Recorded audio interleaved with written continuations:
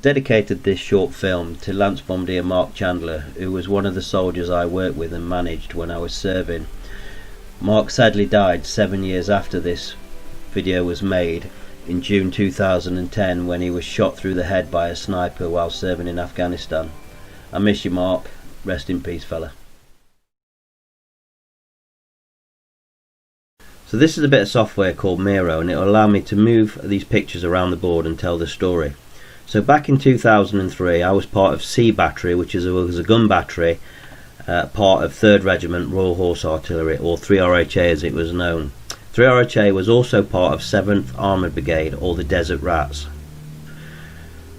Commanding the gun group within C Battery, 3 RHA, was this guy here, and this is Captain Trevor Parks, and he's an absolute brilliant soldier. He left the army as a lieutenant colonel, and he was a pleasure to serve alongside with. I served for him for about 2.5–3 years. It was just absolute fantastic time, really good memories. So what was our mission then? So I'm just going to zoom in now. So you'll see this island here, what I'm highlighting with the hand on Miro, is called Bubiyan Island, and this part of the map is Kuwait, this part of the map is Iraq, and it's denoted here by this white line, Iraq on this side and Kuwait to the south. So we was to come through Kuwait, cross this body of water here over a bridge, and this picture doesn't really do justice to how wide this body of water is. Make us way around the east end edge of Bubiyan Island until we got to around this area here. What we was going to do then is, when we was instructed, we was going to fire across this body of water, and it's around about 24,700 meters to this area here, which is called the Al-Faw Peninsula. If I zoom in and bring it down, you'll see that there's Al-Faw there, and in this area here was a lot of oil fields, and our intelligence had said that if we was to start the war, that the Iraqi Republican Guard, who was dug in positions around this oil field area and this peninsula, they would set fire to the oil fields, causing a bit of a disaster in the area, and obviously we didn't want that. So we had a plan. Here's a picture of the bridge what goes over from Kuwait and to Bubiyan Island, and you can see the tides out here, so you can imagine how actually wide that body of water is when the tide is in. So our mission was to take 8 of our AS-90s, or artillery system of the 90s, which is a 155mm self-propelled howitzer, across that bridge very slowly, and we had to do them basically almost one at a time because we didn't know what the weight classification of the bridge was. Get onto the island. So we had a worry though that either the AS-90s would be too heavy for the weight classification of the bridge, and then we'd have a disaster because the bridge would collapse, or once we'd got onto the island and started firing, the Iraqis then attacked this bridge from Iraq into Kuwait, and then we'd be stranded.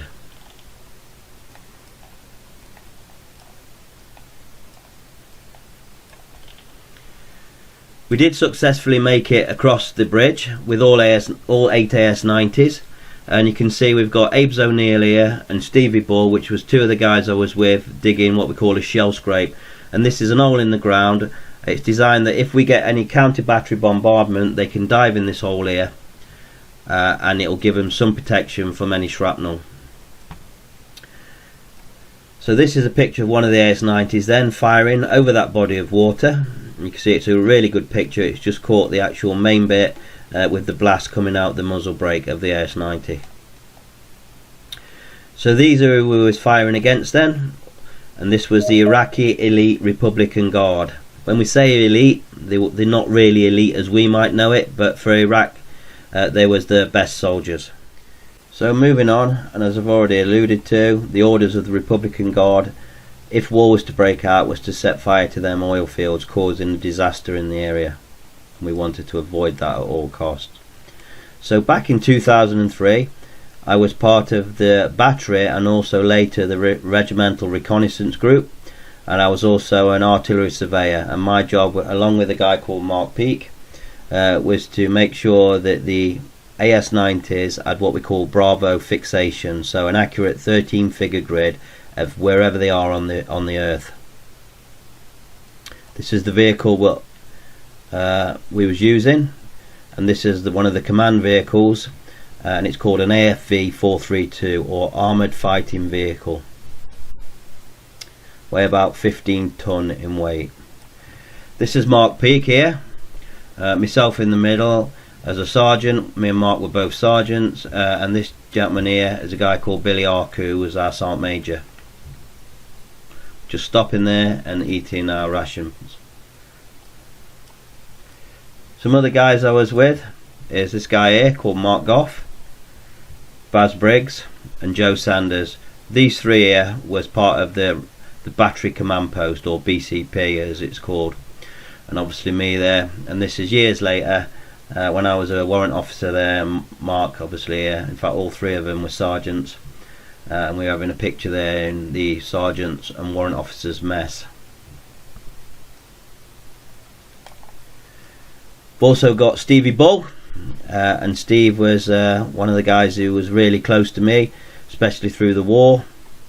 You can see there he's sorting out his ammunition, making sure his weapon's clean, because obviously if you've got sand in your weapon and it jams when you need to use it, that's not good. And the other guy was this guy here called Abe's O'Neill. So Abe's is a Fijian, and his first name was Abraham. We shortened him to Abe's, and O'Neill was an Irish name because one of his parents was actually Irish, but he was born in Fiji, and he was a Fijian warrior, a very brave guy, and I can tell you other stories about him single-handedly actually, going forward and clearing a dug-in position when we was doing one of our reconnaissance missions to ensure that the battery's guns had a new location to move to.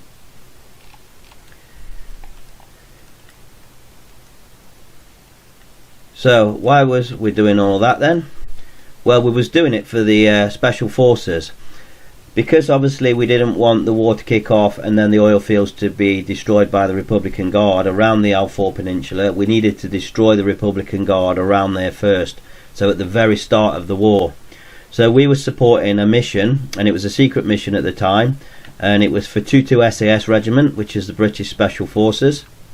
Involved with them was the US Delta Force, which is the US's Army Special Forces, and also the US Navy SEALs, well known, part of the Navy as it says, and SEAL stands for Sea, Air and Land. And then once the Special Forces had done their bit, and they couldn't do a beach landing because we thought that the Alfour Peninsula had been mined by the Iraqis, they had to assault by helicopter. Once they'd done their bit and destroyed any remaining enemy left behind, they was going to do a relief in place, and I believe it was 4-5 Commando, it could have been 4-2 Commando, but they would hand over to the Commando Regiment, and then they would pull out to do other missions. So that was our mission. So let's look at a video then, the battle then starting. So once we was on Bubbin Island, we had to do the reconnaissance first and ensure that the guns had good positions to fire from. You'll see this is myself and Stevie Bull. We're just doing a bit of a clearance patrol, making sure that where the guns are going to be positioned is safe and there is no enemy already on the island, which there wasn't at the time. This is the 8 guns then, and it's a still of them travelling round the eastern edge of Bubbin Island towards their firing location. As we've already said, they have to dig in to ensure that they don't get counter battery bombarded. And this is now the video of the AS-90s firing. This actual video was taken by a guy called Bombardier Frankie Dunn from a different battery, but I've used it as part of this presentation. You can see they've got the support vehicles there, which are what we call drops ammunition trucks. This is inside an AS-90, and this is one of the gun detachment numbers loading a Charge 8, which is our biggest charge, which will propel a 96-pound shell 24,700 meters using the HE, or the high explosive projectile. Really loud bangs. This is inside again, and this is one of the gun detachment members setting a proximity fuse, which bursts standard at 0.9 meters above the target area. You'll see behind they've got the ammunition drop off there, and that's to allow for quick ammunition restock in the gun. And this is firing now at last light. We actually stayed on Bubbin Island about 4 days longer than we thought. So this is night time then, and this is using the L-20 bomblet shell, which has since been banned after the work what Princess Diana did. This fires a projectile, and inside there's around about, I think it's 44 or 46 mini bomblets, which have got a shaped charge inside which can penetrate 66mm of armour. The Iraqi Republican Guard called that Black Rain. This is showing one of the Republican Guard's vehicles what has been destroyed, and coming up now we've got an Iraqi, I believe it's a T-55 tank, what's also been destroyed by our artillery. You'll see the power of the high explosive projectile round. It even flips some of the vehicles over, as well as just destroying them and knocking the turrets off. This is a building, and I believe this has probably been hit by the L-20 bomblet shell, and you can see it's totally destroyed. Same as this T-55 tank what's been dug in, and this lorry what's been hit. You'll notice that the turret's been knocked off these armoured vehicles, and these have probably also been hit by the L-20 bomblet shell. Absolutely destroyed. Same as this one here, look, the turret's on the side and the armoured vehicle is totally destroyed by the artillery and the effectiveness. This is a light Iraqi artillery piece, and you'll see that's destroyed. And here is an anti-aircraft gun what's also been destroyed. So here's some other pictures then from the war. Here's me and Baz Briggs smiling there for the camera, and this is on Basra airfield. Military helicopter there flying over, and a nice sunset picture there of the Air 90. Here's Obes O'Neill looking up, and there's someone on top of an armoured vehicle obviously taking that picture of him. So this photo's looking back into the battery recce officer's armoured vehicle, and on the far left you've got Obes O'Neill, in the centre you've got Captain Richard Hart, and on the right you've got Stevie Bull, and all of them are wearing their nuclear, biological and chemical warfare suits. I believe it's the Mark III, and their S10 respirators. And there was a couple of times on Bubian Island where we did have to suit up because our intelligence said we was going to get attacked by either a chemical or a biological agent. One of the days we did actually get attacked, and the Iraqis fired what we call a Frog 3 missile, which is a Soviet short-range unguided missile at us, but it missed us by a way and nobody was injured. This photo shows me top left, and to the top right is a guy called Mark Peake, who I spent most of the war with, and in the trench there you've got Mark Goff there, digging it and making sure it's deep enough to give us protection if we needed to dive in there if we got attacked. This picture shows Trev Parks, the battery captain, in the middle, and as we look at the picture, to the left is Neil Budd sat down, and Neil was a lieutenant at the time, and to Trev's right is Sean Uttridge, who was the battery sergeant major of C Battery throughout the war in 2003. A really nice chap as well. This is the photo here what was taken by an helicopter, and you can see that you've got all the armoured vehicles of the regiment there, and in the centre you've got the soldiers in the form of 3 for 3rd RHA. It was my job as one of the surveyors in the regiment to actually set that photo up, and it was a project I got given towards the end of the war to make sure that all them vehicles was in line and the shape was correct to allow the picture to be taken. This is my regimental commanding officer, Lieutenant Colonel Nick Ashmore, and he's briefing the regiment there. This is our regimental 2IC, Major Eric Tyson.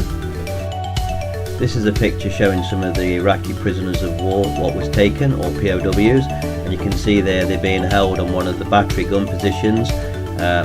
They was given food and water, they was looked after really well, and you can see the 2 soldiers there with weapons and just making sure that they don't do anything they shouldn't. This is the Padre who came out, and this is when we were at Basra Airfield, and the Padre did a bit of a service for the soldiers who wanted to attend. We did have the news reporting crews out with us from time to time, and they did visit each battery, but this is when we was on Basra Airfield again, because you can see the airport buildings to the top left of the picture. This photo shows Lieutenant Neil Budd chillaxing there and reading the Times paper. Neil is the sort of guy you'd think of as being an epitome of a British officer, very well spoken, very well educated, a really nice guy. He's reading his Times paper, he's enjoying that. I was always a Sun or Mirror reader myself though, but that's mainly because I wasn't as well educated as Neil, and there was too many big words in the Times. Here's a picture from a newspaper article of Stevie Bull, and he's there doing a foot patrol. The rest of his team are out of sight of the photographer. This looks like it's when we're in Basra itself. This is one of our warrior fighting vehicles, and they're actually moving through Basra, and this is going into the palace. This is in Kuwait and before the war started, and you'll see on the side of the AS-90 is what we call the striker tent, and that is put up at night, and that is where the detachment sleep. Here's Captain Richard Hart, who was also another fantastic officer. I worked with him from second lieutenant up to captain. He's just finished cleaning his rifle there and just putting his sling back on. This photo is of, I believe, Abe O'Neill sat on top of his armoured fighting vehicle looking through some binoculars, looking into Basra itself, and you can see where there's something burning to his front. This is a photo of Mark Goff, Mark Peake, and I can't remember the guy, the tall guy there, but they're obviously at the back of a Land Rover there and they're doing some planning.